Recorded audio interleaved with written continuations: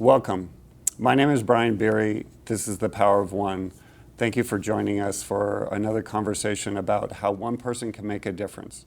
Today, we are fortunate to have in the studio with us Danny Parker, community member, volunteer, advocate, and Pasadena native. Danny, thank you for being here today. Thank you. Happy to be here. Great. So what I wanted to talk about first was a little bit about your background in Pasadena and a little bit about your childhood. I was wondering if you could describe where you grew up, where your family lived, and a little bit about the early years. I was born in Pasadena, Pasadena Community Hospital on North Fair Oaks. When I was born, we lived next door to Manzanita Park in an apartment, and then in September of 1960, we moved to a block east of Muir, lived there for 8 years. Then Memorial Day weekend, 1968, we moved to what's now known as Bungalow Heaven, and to this date, my mother still lives there. Growing up, surrounded by a lot of family members, had a number of relatives on my mother's side as well as my father's side in Pasadena. So there was a comfort, a familiarity having so many relatives around. One of the things my parents placed an emphasis on was education, and so by the time it came for me to enter elementary school, I knew how to read, and based on advice from some of my relatives who were teachers, my parents wound up sending me to a school called Sequoia for 1st through 4th grade.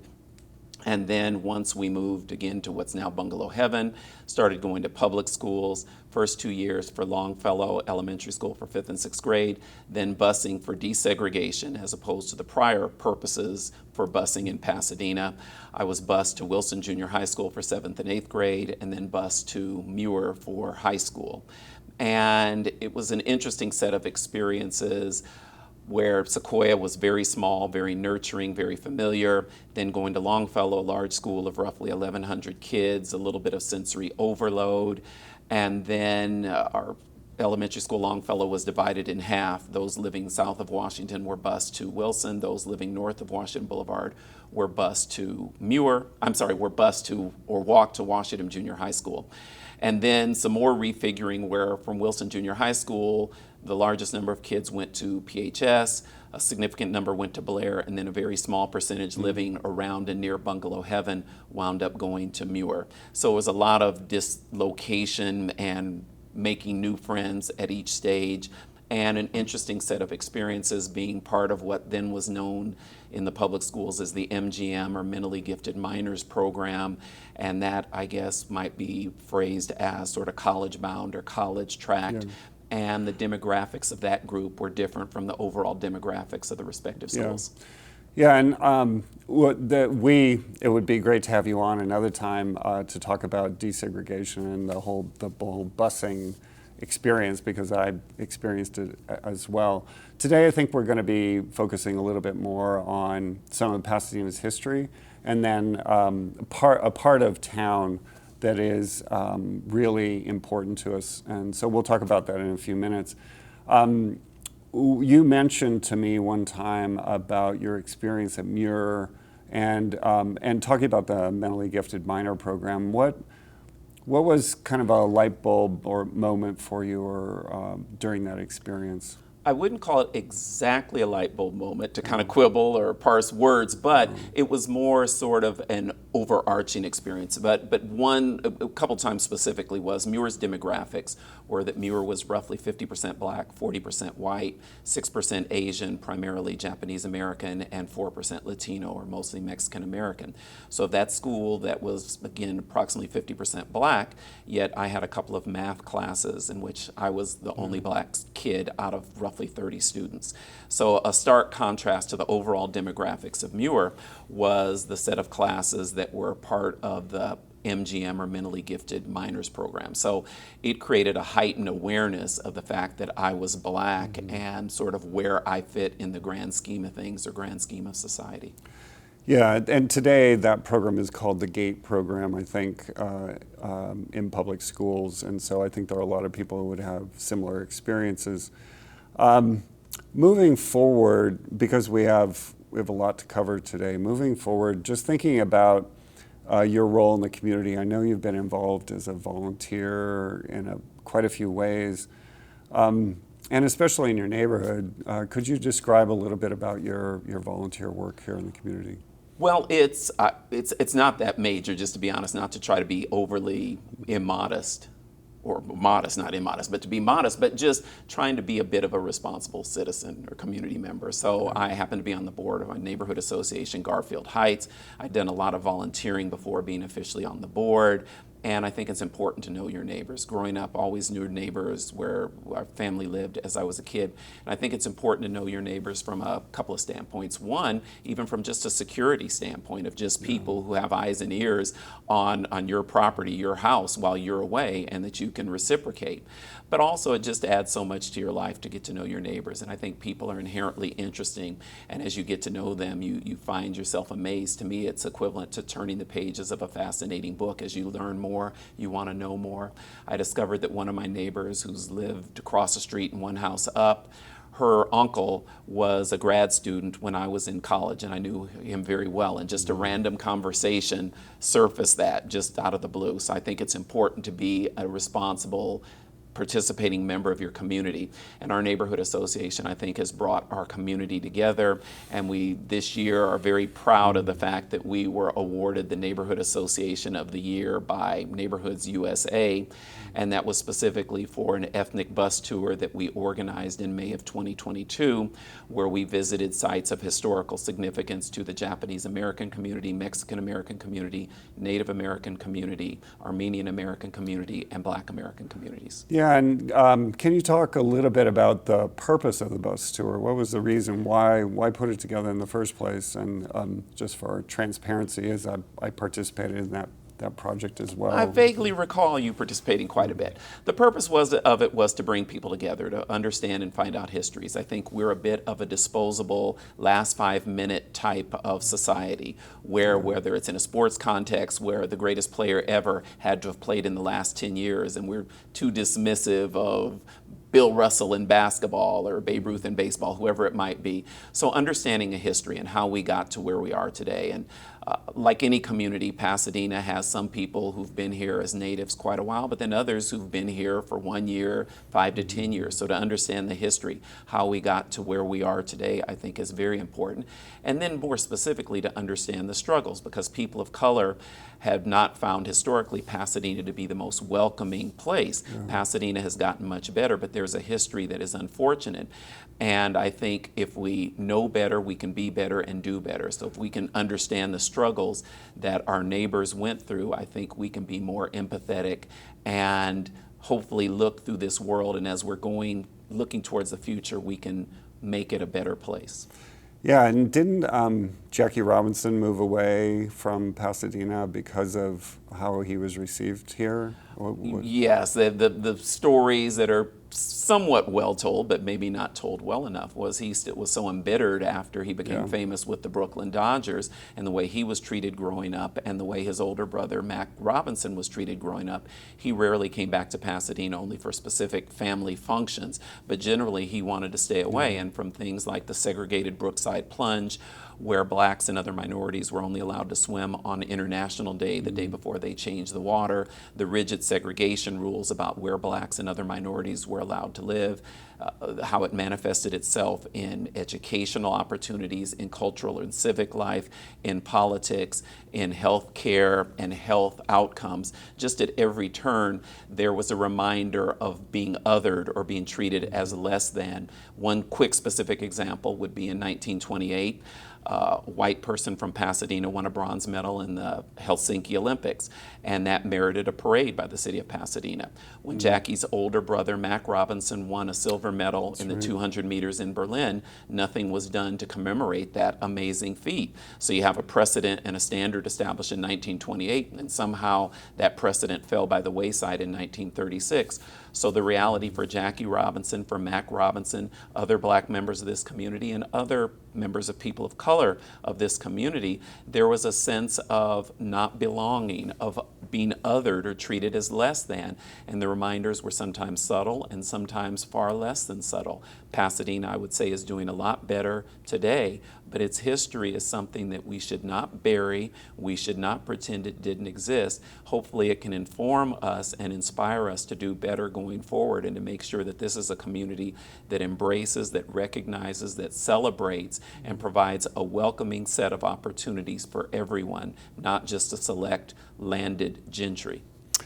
Yeah, and that brings us actually to one of the topics that I wanted to discuss with you that is related to history. It's also related to freeway construction and how freeway construction has impacted families, businesses, churches, schools. So let's talk for a couple minutes about the history of what a lot of people call the 710 freeway stub area. And I know that you have personal experience there too. But what was there before the freeway? What was in that area? And just with words, can you define what the shape of that area is? Well, to put in context, I went to elementary school at Sequoia, as I mentioned, for 1st through 4th grade. Sequoia still exists. It's at the southern terminus of that 710 stub. And then growing up, I went to First AME Church. So that's California. Yes, it's at California and Pasadena Avenue, and across the street from it back in the day was Garfield Elementary School, which is now the Orangewood Shopping Center, the one anchored by Vaughn's. That used to be Garfield Elementary School.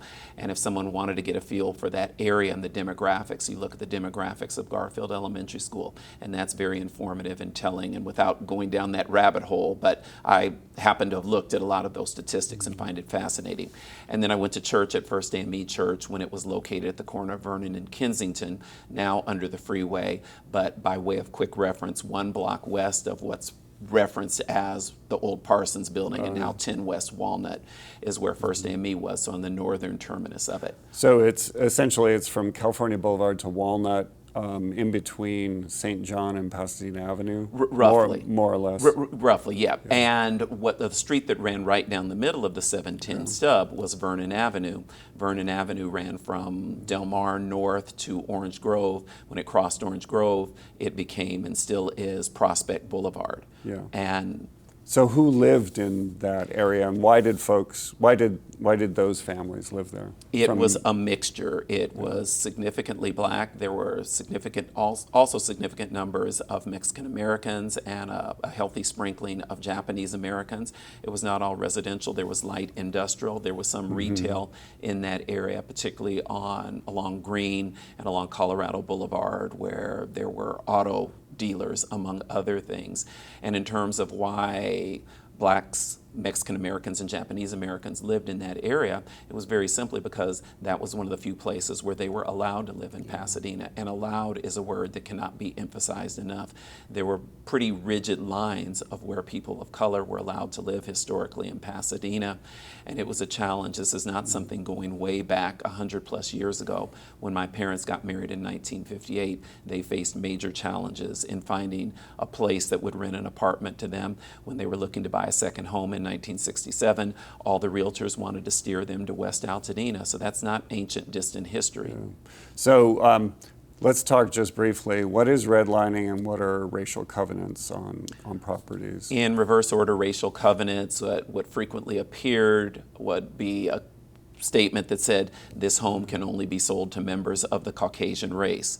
It was ruled unconstitutional eventually by the Supreme Court, but it was something that complicit realtors also upheld and prevented where people of color were allowed to live and what houses were shown to them. And so that led to a concentration for black Americans or black folks in Pasadena to live in either on the south side, generally where the freeway stub is, or in northwest Pasadena, originally in an area bounded by Washington Boulevard on the north, Forest Avenue on the west, Orange Grove on the south, and Fair Oaks on the east. Economically, what are some of the impacts of being restricted to specific areas where you can live? Well, it's tremendous because you look at the wealth gap in the United States, and not that it isn't broader, but just to use two dramatic contrasts. The average net worth of white Americans is roughly 10 times the average net worth of black Americans.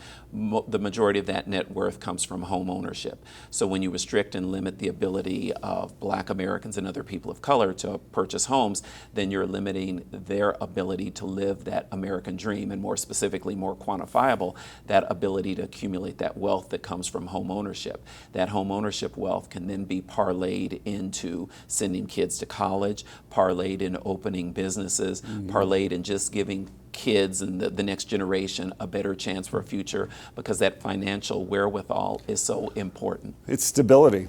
It's economic stability.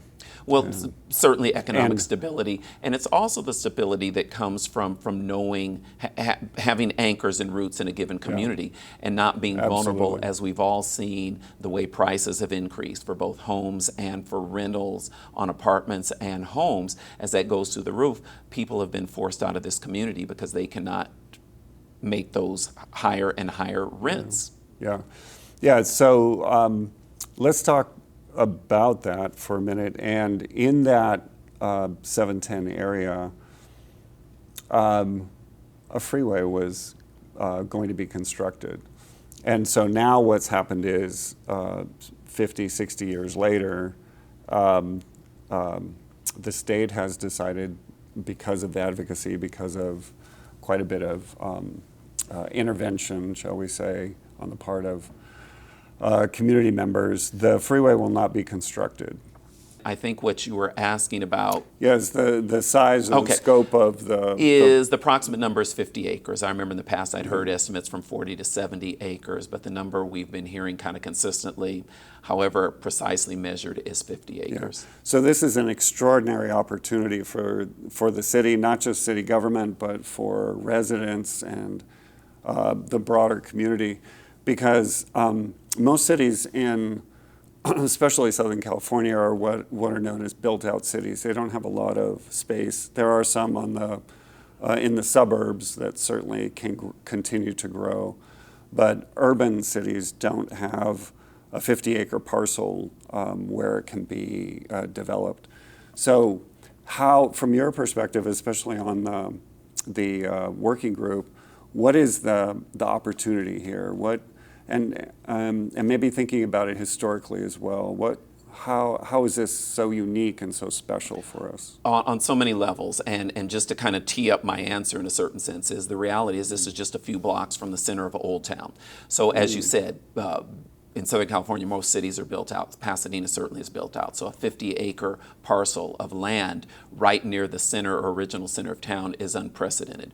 Decommissioned freeways are very rare. So this is a number of factors or forces coming together in a rare instance. So to call it a once-in-a-generation opportunity is probably not stating it expansively enough. It's a once-in-a-lifetime opportunity, and we need to get it right. And I think our ability to get it right is rooted in how regimented we are, how systematic and methodical in terms of getting the community feedback and really being committed to it, and not just a sort of a facade or a paper academic exercise, but really getting that input, because there's no shortage of good ideas, and how to synthesize and integrate that into a final specific plan that lends itself to the highest and best use is very important. More specifically to your question about an opportunity, it's an opportunity on so many levels. First, and the obvious one, is an opportunity to integrate aesthetically, physically, and otherwise, those 50 acres into the rest of Pasadena. That's the obvious one, but there are so many layers and levels of additional opportunities that are so essential, and I think will be a major part of this process that the working group is participating. It's an opportunity to create career opportunities for young people in this community, however the parcel is used and developed. It's an opportunity to be forward-thinking from an environmental standpoint, with respect to solar and other carbon-free approaches to clean air. And LEED certified construction. Absolutely. And use of materials. Some might say that that's a given, but I think it's important to acknowledge sometimes the given. Given that it's below grade, there may be an opportunity to do some things to help replenish the rainwater Raymond Basin Aquifer. Water is going to be an increasing reality and scarcity in the semi-arid area in which we live. And we may have had a lot of rain this past year, but we had a drought for several years, and going forward, we can't anticipate or expect to have heavy levels of rain each winter as we had this past year. It's also an opportunity to help rebuild, replenish the Pasadena retail sales tax base, which has been hampered by what I'd call the Amazonification, where so many retailers have gone out of business. And also a major source of sales tax are auto dealers. And over time, Pasadena has lost some auto dealers. It's also an opportunity to take advantage of Pasadena's growing reality and reputation as being the inland outpost for Silicon Valley South or Silicon Beach. Yeah, technology, Yeah, biotech to be as well. very high-tech oriented, and there's a growing and increasing presence, and we can be forward-looking from that respect. And I think that's, again, an opportunity.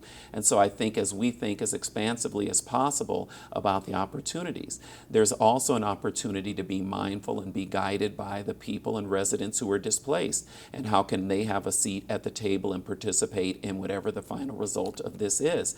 And perhaps one of the terms utilized by the City Council is restorative justice. And I think that's an important framework and a useful way to think about this. And so as we're looking at this, there's an opportunity to make sure there is a community benefit in some form or fashion in what we do. So perhaps we might be able to do something, or not we, but the end result might be something that's an incubator for local entrepreneurs to give them resources, to give them access. Or similar to the 10 West project, could there be historical monuments or historical artifacts that are pointed out within the scope of capturing what happened there? And then related to that, my understanding is that there was an RFP that was recently released that focuses specifically on the history.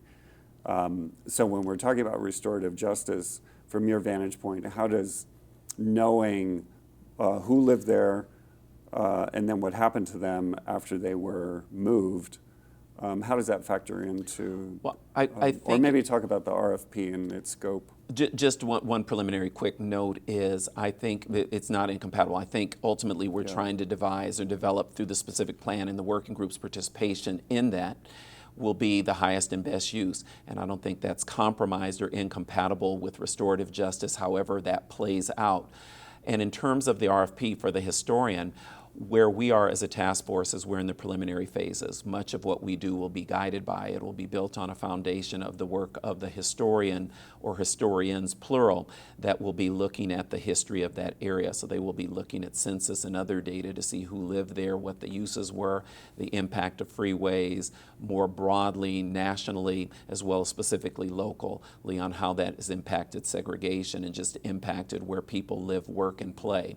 So it's very important as we are proceeding and sort of getting out of the starting gate to be informed and have that common set of facts and common set of reality of what was the history of this area and how that may guide and inform what we do as a task force and relay that to city staff and ultimately the city council. And I think that's the key concept, is a common set of facts, so that everyone's on the same page, so that everyone has the same understanding of what happened there, how it affected people's lives. Because I think sometimes when we look at history, depending on who's telling the story, it's a little bit different presentation, but then also interpretation. So the common set of facts will be really, really valuable. How do you imagine that that information will then guide the working group? I don't have a specific view. I hope, among other things, it creates a heightened sensitivity. It creates maybe a more expansive view and hopefully will allow us individually and collectively maybe to tap some creativity, to think about what could be, and to think about whatever could be. I view it as we're starting with a blank slate and there's nothing etched in stone.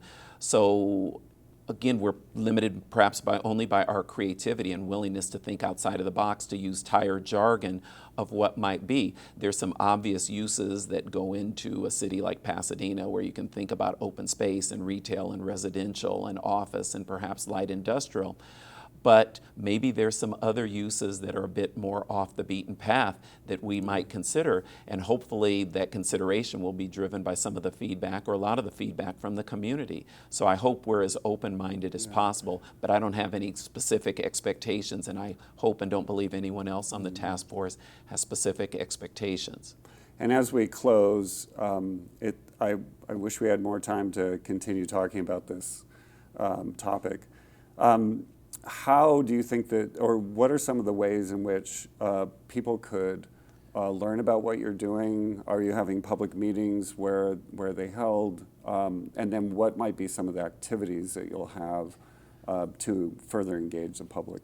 Well, as briefly as possible, and brief is always a challenge for me, we meet every third Wednesday. At 6:30 p.m. is our current time, third Wednesday of each month. We welcome. At City Hall. At City Hall. We will be going out into the community, going forward and having some meetings outside of City Hall to go to where people are. We encourage anyone and everyone to come to meetings and provide their feedback, their input, their personal histories, their personal stories. And so we want to be guided by, we want to be sponges of information from the community, their thoughts, their perspectives. We want to make sure that we solicit, that we hear, and we amplify the voices of everyone within this community. I also would be remiss if I didn't thank the amazing city staff, Assistant City Managers David Reyes, Brenda Harvey-Williams, Assistant City Attorney Teresa Fuentes, and Ruben Martinez, who's assistant to David and Brenda, and how they've been so helpful for us to date. It's also very humbling to be a member of this task force because we have so many amazing, talented, experienced, thoughtful people who bring to bear so many perspectives and bring thoughtful comments. So I'm just incredibly excited going forward about what we will be able to do and to be able to hopefully realize, not hopefully, but to realize this opportunity to be part of transforming the city of Pasadena. And it's an honor to serve on this committee and to be part of this process that I think is community changing and community shaping. So we hope that people do participate and they give their feedback on their visions of what may be. And I think it's also incumbent on us as a task force and our role in this process to manage expectations. And what I mean by that in plainer English is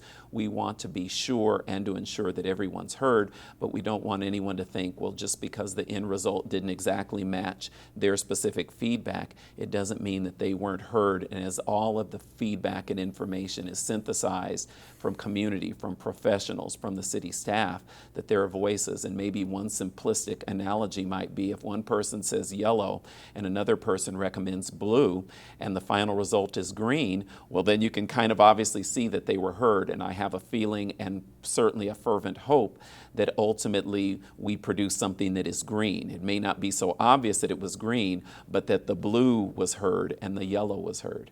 So goofy as that is, I hope that's a little bit insightful. Thank you very much, Danny, for being with us today on Power of One and for sharing all of this terrific information. It was really a pleasure to have you. Thank you for joining us on the Power of One. You can find us on the Arroyo channel and YouTube, and we look forward to seeing you again soon. Thank you. Tell me.